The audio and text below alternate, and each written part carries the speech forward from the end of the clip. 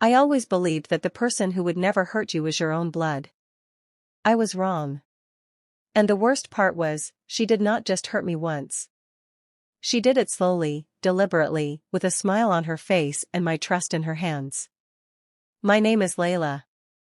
I grew up in a house where my sister Maya was always the favorite. Not in a dramatic, obvious way. In that quiet, invisible way that children feel in their bones before they have words for it. Maya was louder. Funnier. She filled every room she walked into. And I was the one who sat in the corner and drew pictures and dreamed quietly about a life I was going to build with my own hands. From the time I was 16, I had one dream. Fashion design. Not because it was glamorous.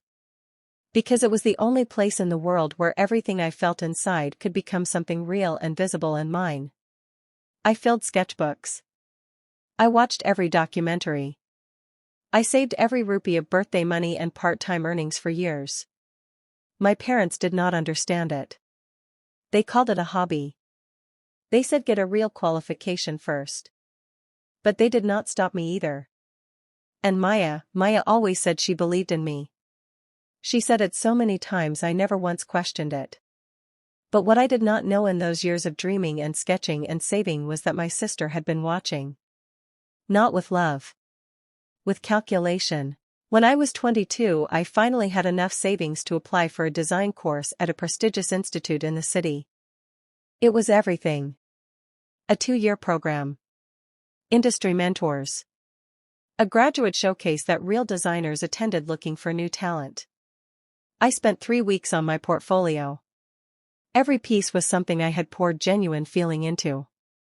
I submitted my application and I waited. 2 weeks later I got a call. I had been accepted.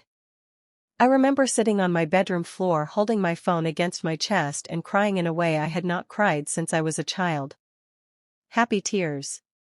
The kind that come when something you have worked for silently for years finally says yes to you. I told Maya that evening.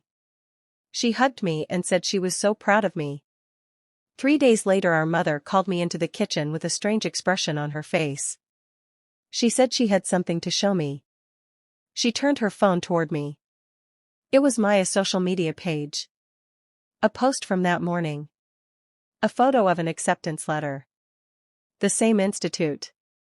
The same program. The same start date. The caption said, "Chasing my lifelong dream." So excited for this journey. I stood in that kitchen and felt the ground disappear beneath my feet. I confronted Maya that same evening. She was calm. That was the thing that broke me more than anything else. She was completely, unnervingly calm.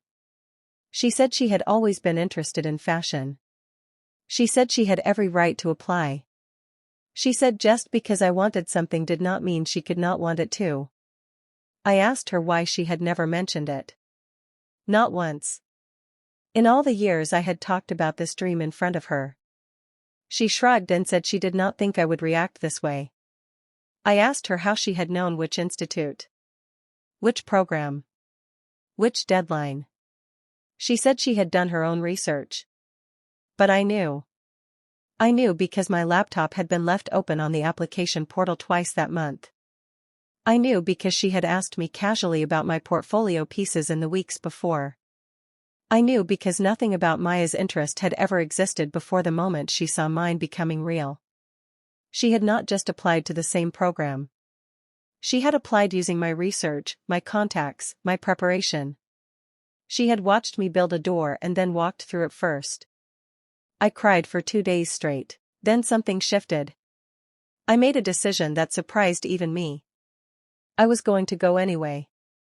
I was going to sit in that classroom and do the work, and I was not going to let her presence in that building take one single thing from me. The first semester was the hardest thing I have ever done. Maya made friends easily the way she always had. Instructors noticed her because she was charming and confident and knew how to be visible. I sat beside her in lectures and felt invisible in a way I had felt my whole life.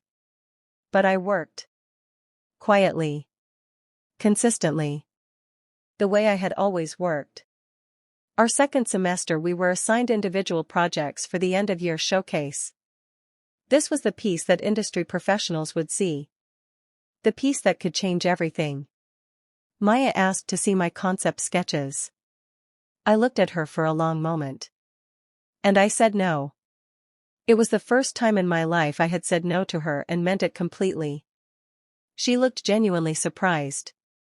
Like she had not expected the door to be locked this time. I went home and I worked harder than I had ever worked in my life.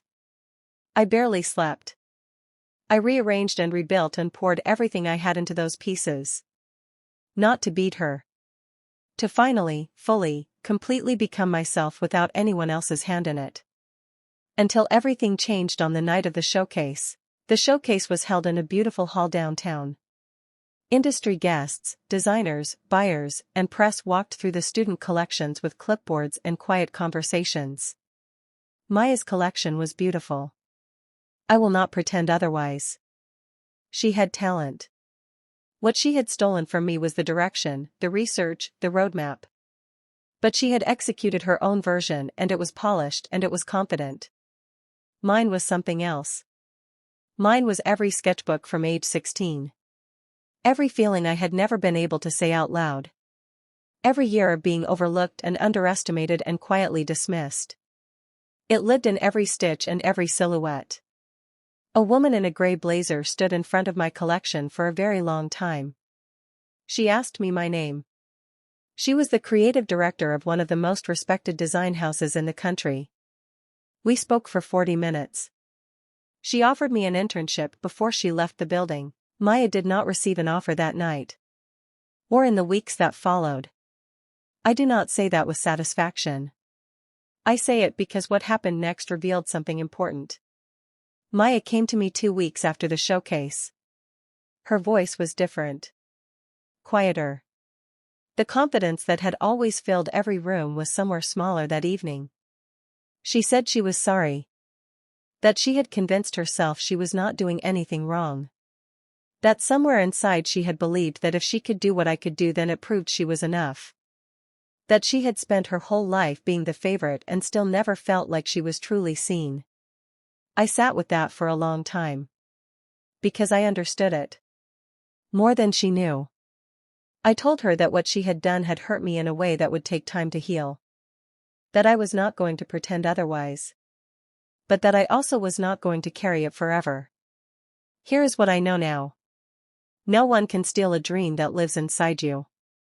They can copy your research. They can follow your path. They can walk through the door you built. But they cannot take the thing inside you that built the door in the first place. Maya found her own way eventually. Slower and more honestly than she had started. And I walked into that internship on a Monday morning in clothes I had designed myself and I sat down at a desk that was entirely mine. Nobody had handed me that seat. I had earned every inch of it. And that feeling, that quiet, unshakable, deeply personal feeling, is something no one will ever be able to copy.